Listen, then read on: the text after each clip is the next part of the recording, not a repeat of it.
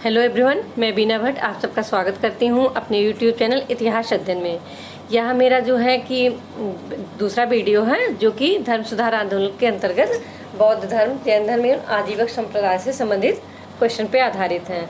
और कल के वीडियो में कुछ प्रॉब्लम हो गई थी, टेक्निकल प्रॉब्लम थी, जैसे कि क्वेश्चन स्क्रीन पे फर्स्ट और सेकंड दिख रहा था पर आंसर जो रिकॉर्डिंग सुनाई पड़ रही थी वह 9th और 10th की, तो इसलिए मैंने थोड़ा सा उसको फिर डिलीट किया और फिर से उसको दोबारा अपलोड किया। तो इसलिए अगर आप लोगों ने नहीं देखा है तो उस वीडियो को देख लीजिएगा।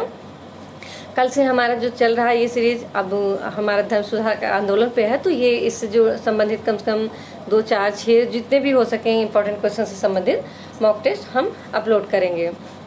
तो धर्म सुधार आंदोलन संबंधित हमारा ये दूसरा वीडियो है। तो आइए देर न करते हुए हम स्टार्ट करते हैं आज का मॉक टेस्ट। आज के मॉक टेस्ट का पहला क्वेश्चन क्या है? भगवान क्षत्रिय थे, मैं भी क्षत्रिय हूँ, इसीलिए मुझे भी उनके अस्थि अवशेषों का अंश मिलना चाहिए। यह अजातशत्रु का यह कथन बौद्ध ग्रंथ में वर्णित है। किस बौद्ध ग्रंथ में वर्णित है? भगवान क्षत्रिय थे, मैं भी क्षत्रिय हूँ, इसलिए मुझे भी उनके अस्थि अवशेषों का अंश मिलना चाहिए। तो अजातशत्रु का यह कथन किस बौद्ध ग्रंथ में वर्णित है? आपके सामने ऑप्शन है मध्यम निकाय, दीर्घ निकाय, अंगुत्तर निकाय। अब यहाँ पे 3 ऑप्शन है, तीनों के तीनों ही बौद्ध धर्म से संबंधित है और बहुत ही महत्वपूर्ण ग्रंथ हैं। इनसे संबंधित बहुत सारी जानकारियाँ हमें मिलती हैं।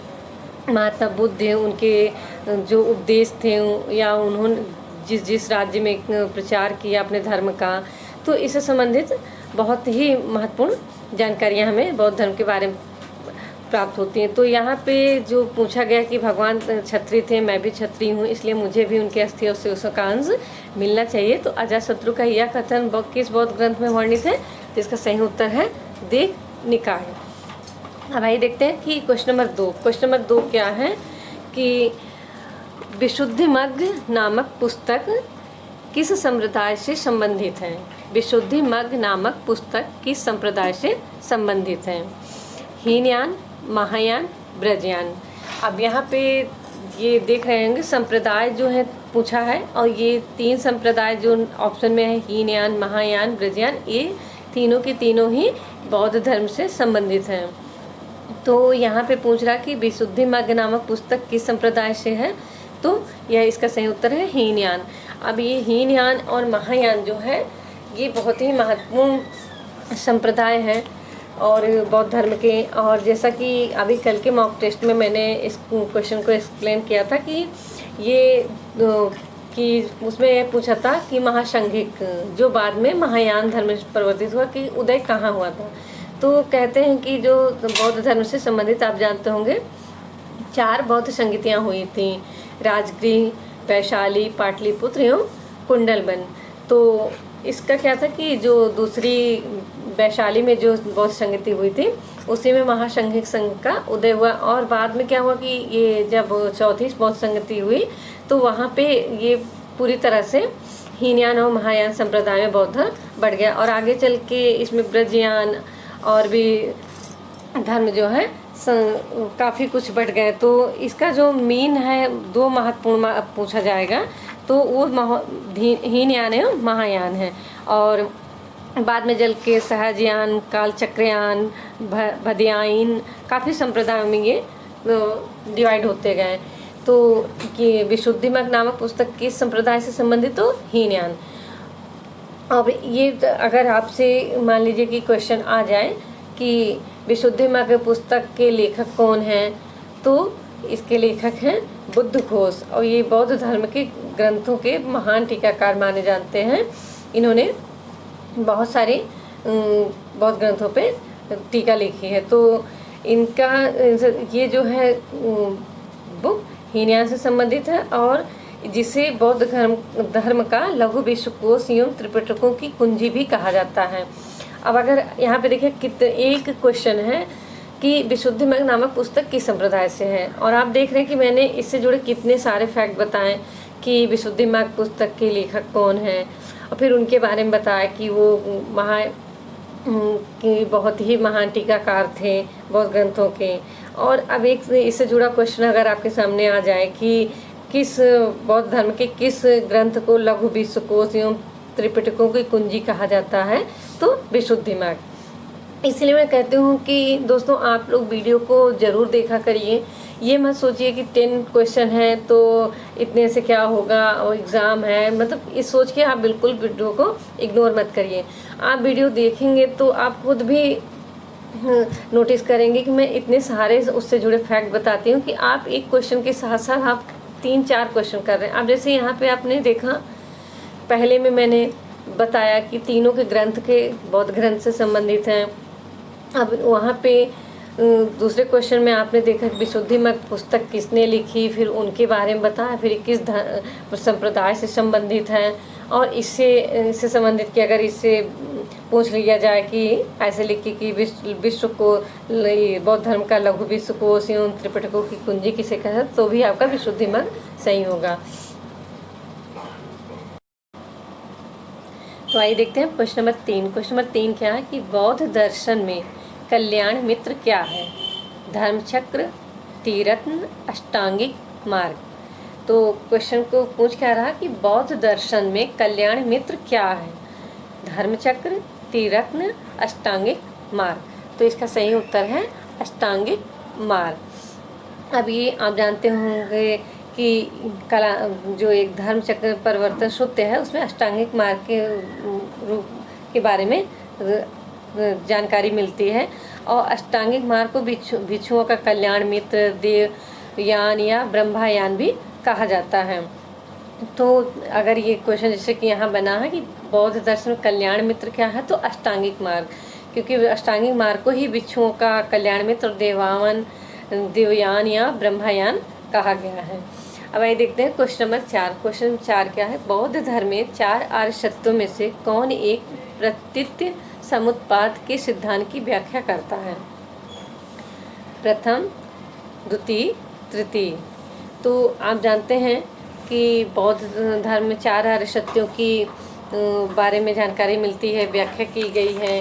तो ये 4 आर्य सत्य क्या थे कि दुख समुदाय, दुख निरोध गामिनी प्रतिपदा।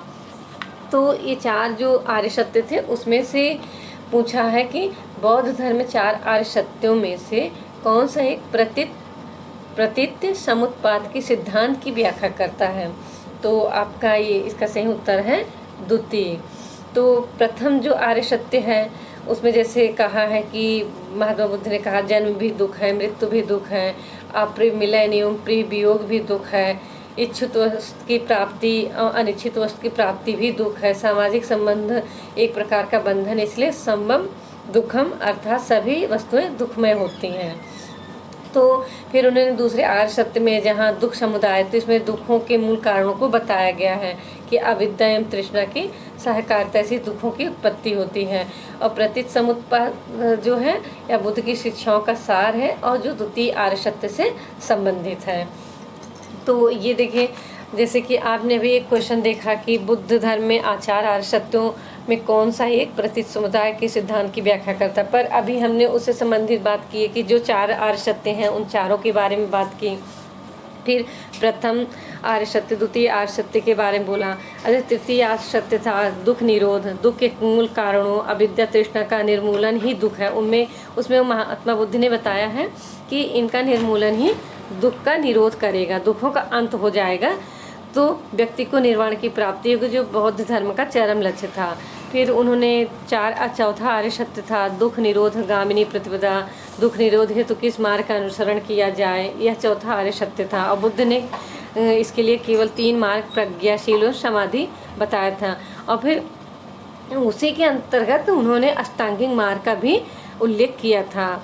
तो अब यहाँ पे क्वेश्चन के साथ साथ हमने डिस्कस किया कि 4 आर्य सत्य से संबंधित जो मेन फैक्ट थे उस पर भी हम लोगों ने डिस्कस किया। इसीलिए आप लोग वीडियो को कंटिन्यू, जो भी वीडियो डेली के डेली अपलोड हो रहे हैं, डेली के वीडियो आप लोग देखते रहिए, 1 से 2 बार देखिए दोस्तों, क्योंकि हम फिर कह रहे हैं कि आपके एग्ज़ाम के पॉइंट ऑफ व्यू से बहुत ही इम्पॉर्टेंट क्वेश्चन हम अपने मॉक टेस्ट में इंक्लूड कर रहे हैं, क्योंकि हमें भी पता है कि आने वाले कल आपके एग्ज़ाम होंगे। अभी मान लीजिए कोविड-19 की वजह से रुका है एग्ज़ाम, पर अब जैसे कि अब देखिए, इतने जब हमारे देश में केस मिल रहा है, सब कुछ है, फिर भी बीएड का एग्ज़ाम नहीं कैंसिल किया गया। और बीएड के एग्ज़ाम में ये देखिए कि 84% स्टूडेंट ने एग्ज़ाम में उपस्थित भी हुए हैं।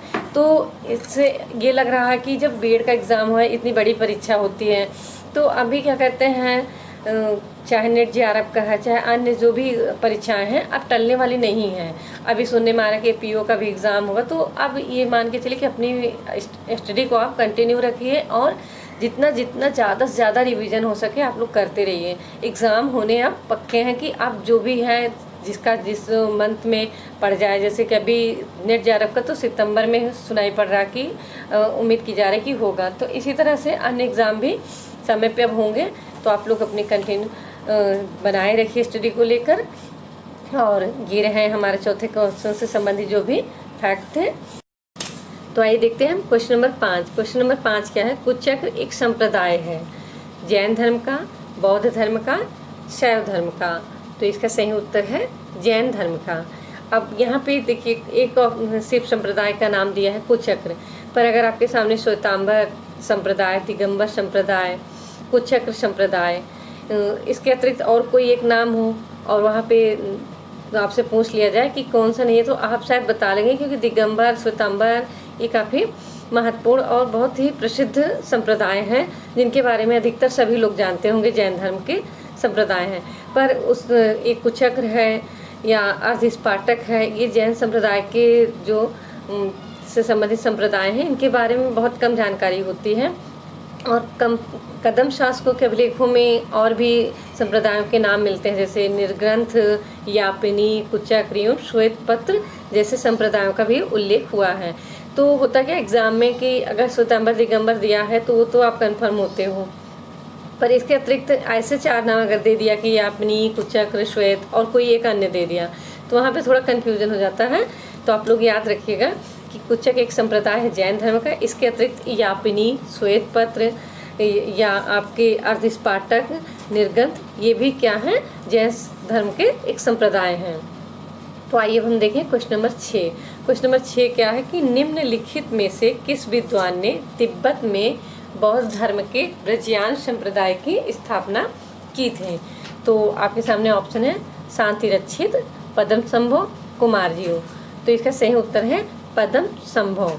अब यहाँ पे देखिए पूछा है कि तिब्बत में ब्रजयान संप्रदाय की स्थापना की, तो पद्मसंभव है। पर अगर जैसे अभी पूछ लेता कि प्रथम तिब्बती बौद्ध मठ किसके निर्देशन में बना था, तो वहाँ पे आपके उत्तर होता शांतिरक्षित। और शांतिरक्षित नालंदा विश्वविद्यालय के शांतिरक्षित वहाँ के आचार्य थे, उन्हीं के निर्देशन में प्रथम तिब्बती बौद्ध मठ बना था। और ये पद्मसंभव जो थे ये कश्मीर के थे और इन्होंने ही तिब्बत में ब्रजयान संप्रदाय की स्थापना की थी। तो पद्मसंभव को जो है वो तिब्बत में जब भेजा गया था तो शांतिरक्षित के एक सहायक के रूप में भेजा गया था। एक उनके राजदूत जैसे भेजते थे, उनके सहायक के रूप में उनको भेजा गया था और इन्होंने ही ब्रजयान संप्रदाय की स्थापना की थी। तो शांतिरक्षित को वहाँ पे आचार्य बोधिसत्व की उपाधि भी दी गई थी। कहाँ पे? तिब्बत में। तो अगर ऐसे क्वेश्चन आए तो आपकी प्रथम तिब्बती बौद्ध मठ किसके निर्देशन में बना था, तो आप शांतिरक्षित इसका सही लगाएंगे। और ये भी पूछ लें कि किस आचार्य को बोधिसत्व की उपाधि दी गई थी, तब भी आपका शांतिरक्षित होगा। तो ये क्या है, तिब्बत में बौद्ध धर्म से संबंधित शांतिरक्षित या पद्मसंभव महत्वपूर्ण व्यक्ति हैं जिनसे संबंधित काफ़ी महत्वपूर्ण तथ्य हैं। तो पर यहाँ पे क्या पूछा कि बौद्ध धर्म के ब्रजयान संप्रदाय की स्थापना तिब्बत में किसने की थी, तो इसका सही उत्तर है पद्मसंभव। तो आइए देखते हैं क्वेश्चन नंबर 7। क्वेश्चन नंबर 7 क्या है? गृह त्याग के बाद महावीर स्वामी ने सरवन नामक उद्यान में अशोक वृक्ष के नीचे सब अलंकरण उतार दिए और भिक्षु बन गए, किंतु वस्त्र त्याग उन्होंने कब किया? जैसा कि हम सभी जानते हैं, चाहे वो मूर्तियों में दर्शाया गया है, चाहे कि महावीर स्वामी जो थे वस्त्र त्याग किया था वह, तो पहले जब उन्होंने गृह त्याग किया था तब उन्होंने क्या किया था, अलंकरण जो भाई एक, क्योंकि गण के थे, यात्रिक गण से संबंधित थे और इनके पिता सिद्धार्थ उस गण के मुखिया थे, तो काफ़ी समृद्ध फैमिली से थे। तो इन्होंने क्या किया कि जब वो गृह त्याग किया तो उन्होंने श्रवण नामक उद्यान में अशोक वृक्ष के नीचे सब अलंकरण उतार दिए और भिक्षु बन गए। किंतु उन्होंने अभी वस्त्र त्याग नहीं किया था। अब यहाँ पूछ रहे किंतु वस्त्र त्याग उन्होंने कब किया, कहाँ किया, मतलब तो यहाँ पे कब किया लिख गया, तो इससे संबंधित भी हम बताएंगे। और कहाँ किया, तो ऑप्शन है स्वर्ण बालुका नदी पे, त्रिजपालिका नदी पे, बराकर नदी पे। तो इसका सही उत्तर है स्वर्ण बालुका नदी पर। तो महावीर स्वामी गृह त्याग के बाद क्या किए थे, श्रवण नामक उद्यान में अशोक वृक्ष के नीचे सभी अलंकरण उतार दिए और भिक्षु बन गए।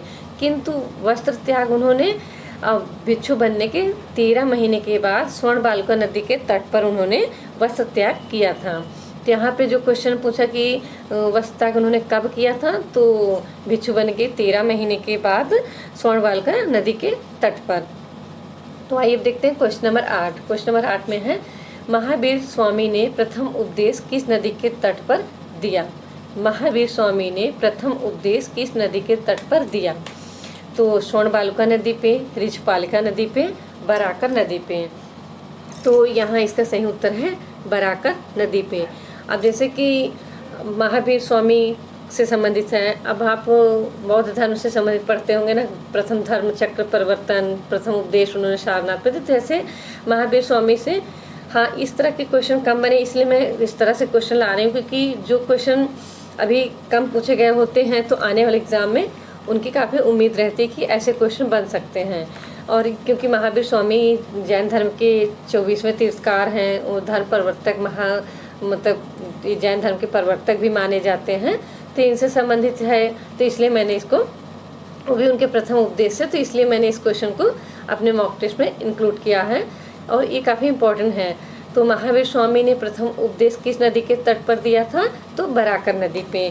और बराकर नदी जो थी वो राजगृह के विपुलाचल पहाड़ी से निकलती थी, वहाँ के बराकर नदी। और इसी घटना को वीर शासन उदय के नाम से भी जाना जाता है।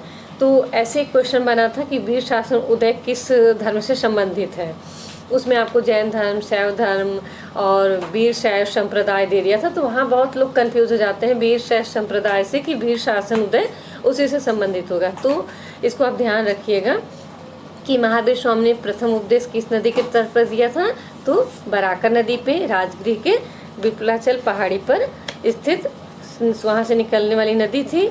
और इसी घटना को क्या कहते हैं, वीर शासन उदय के नाम से जाना जाता है। तो आइए देखते हैं क्वेश्चन नंबर 9। क्वेश्चन नंबर 9 क्या है कि गौतम बुद्ध के द्वारा अपने धर्म में दीक्षित किया जाने वाला अंतिम व्यक्ति निम्नलिखित में से कौन था। आनंद, सुभद्र, उपाली। तो पूछ क्या रहा कि गौतम बुद्ध के द्वारा अपने धर्म बौद्ध धर्म में दीक्षित किया जाने वाला व्यक्ति, अंतिम व्यक्ति कौन था। तो इसका सही उत्तर है सुभद्र। तो सुभद्र जो था वो महात्मा बुद्ध के द्वारा बौद्ध धर्म में दीक्षित किया जाने वाला अंतिम व्यक्ति था। आइए अब देखते हैं क्वेश्चन नंबर 10। क्वेश्चन नंबर 10 क्या है कि यह कथन किसके हैं, चलो अच्छा हुआ कि बुद्ध नहीं रहे, अब हम स्वतंत्र हैं। तो कथन क्या है कि चलो अच्छा हुआ कि बुद्ध नहीं रहे, अब हम स्वतंत्र हैं। तो आपके सामने ऑप्शन है सुनीति, चंदू, सुभद्र। तो इसका आंसर बताने से पहले मैं कहना चाहूँगी आप सभी से कि प्लीज़ सब्सक्राइबर एवं व्यूअर आप सबका तो बहुत बहुत धन्यवाद। और जिन लोगों ने यह चैनल नहीं सब्सक्राइब किया तो प्लीज़ आप लोग चैनल को सब्सक्राइब कीजिए, जिससे कि डेली के नोटिफिकेशन जो भी वीडियो अपलोड होते हैं उसके नोटिफिकेशन आपको मिलती रहे।